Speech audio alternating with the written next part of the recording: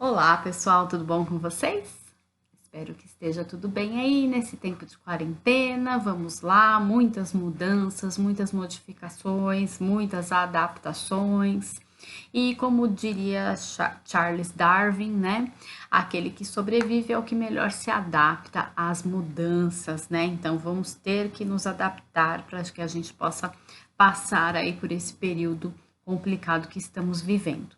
Como eu tinha combinado com vocês, eu vou falar um pouquinho hoje sobre o BPC Loas, ou seja, o benefício de prestação continuada, que é pago para o idoso e para o deficiente também, tá? Então, teve aí algumas alterações que foram introduzidas recentemente e que são importantes para vocês tomarem conhecimento.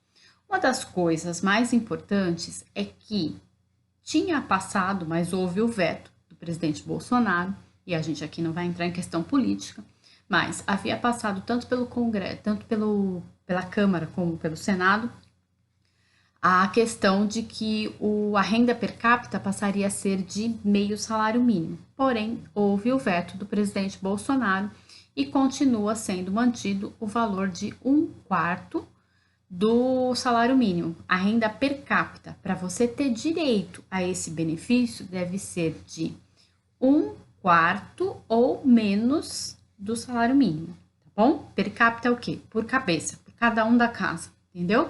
Essa renda tem que ser inferior a este valor, continua valendo isso.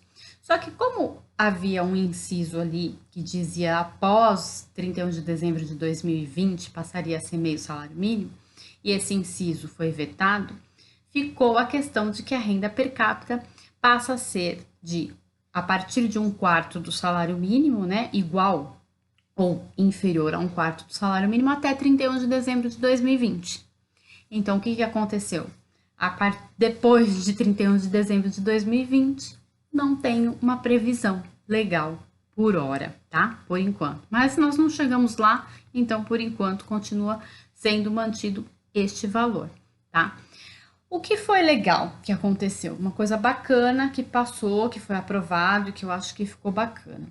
A questão do que acontecia. Você tinha um idoso na casa que recebia um benefício de LOAS.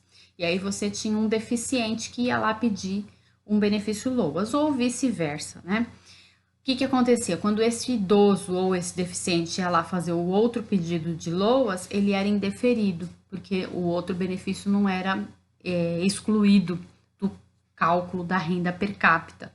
Agora não, agora já ficou estipulado na lei que o benefício, tanto o benefício assistencial, e aí prestem atenção, não só o assistencial, o benefício previdenciário também de um salário mínimo vai ser desconsiderado no cálculo da renda per capita, tá bom?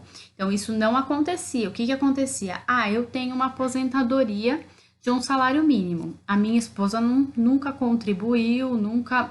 Tá, eu vou lá, faço o pedido dela no INSS e ele nega porque tem um benefício e esse daqui era computado. E aí o valor da renda per capita dava de meio salário mínimo. Agora não. Agora ele vai ser excluído. Isso foi modificado pelas alterações feitas agora, tá? Então, esse é um ponto muito favorável, né? Que mais? Aí houve alguma modificação em razão ao estado de calamidade pública. Então, eu tenho sim uma modificação no que concerne ao benefício da prestação continuada durante o período de calamidade pública em razão da pandemia de Covid-19, tá? Então, ele diz o quê? Que durante este período, o critério da renda, ele pode ser aferido, a renda per capita pode ser de até meio salário mínimo, tá? Então, ele fez essa alteração e ela ficou, por hora, mantida apenas no caso desse período de estado de calamidade, tá?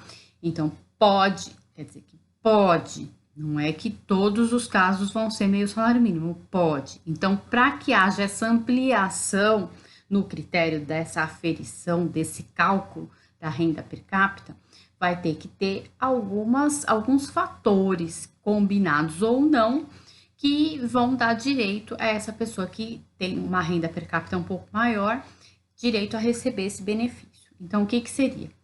Vai ser verificado o grau de deficiência, né, no caso do deficiente, vai ser verificada a dependência que ele tem de terceiros para as atividades básicas da vida diária, as circunstâncias pessoais e ambientais, os fatores socioeconômicos da família, que vão poder reduzir a funcionalidade e a plena participação dessa pessoa com deficiência na sociedade, né?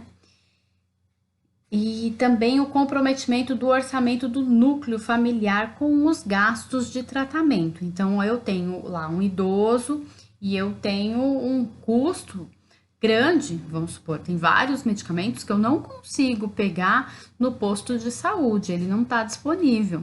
E eu tenho que comprar fralda, alimentação, às vezes também necessária para aquele doente. É lógico que tudo isso vai ter que ser devidamente comprovado por meio de documentação médica, tá?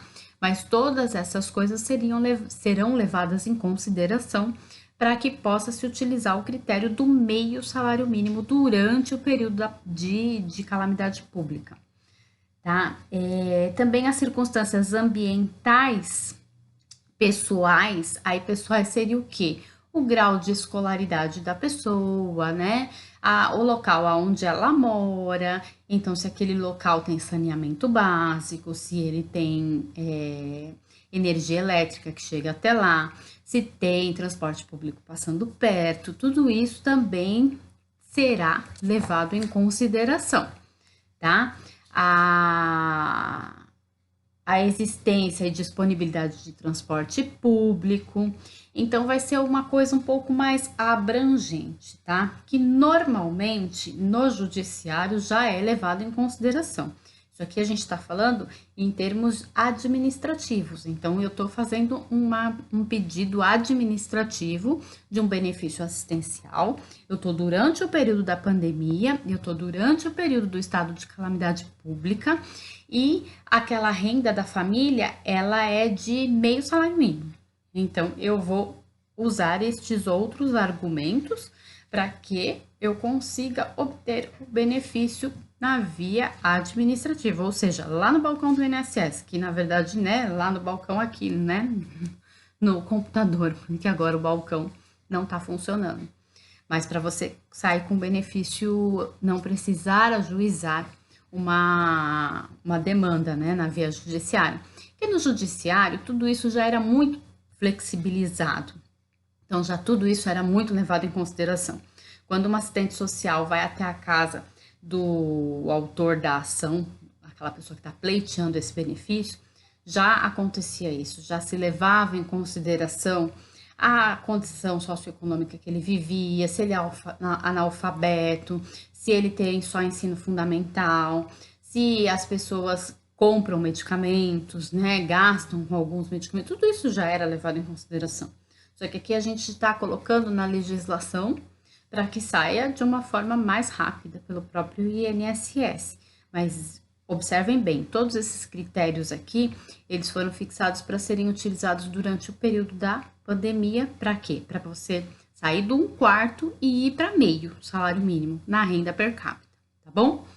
Vão levar em consideração o número de pessoas que convivem com essa pessoa candidata ao benefício, né, ao benefício da prestação continuada, se vive com outro idoso, se tem pessoa com deficiência também, que depende de terceiro e assim por diante. Tudo isso vai ser levado em consideração. E o valor referente ao comprometimento que eu falei dos gastos com medicação, com alimentação, com fralda, tudo isso também levado em consideração. Então, isso daqui é para você conseguir uma flexibilização e obter o benefício por meio do INSS mesmo, tá? Agora, a forma de ser solicitada pelos canais remotos, tá? E levar documento. Então, prepare sua documentação. Caso você não tenha uma renda de meio salário mínimo, precise pedir esse benefício agora, tá? Prepare a documentação.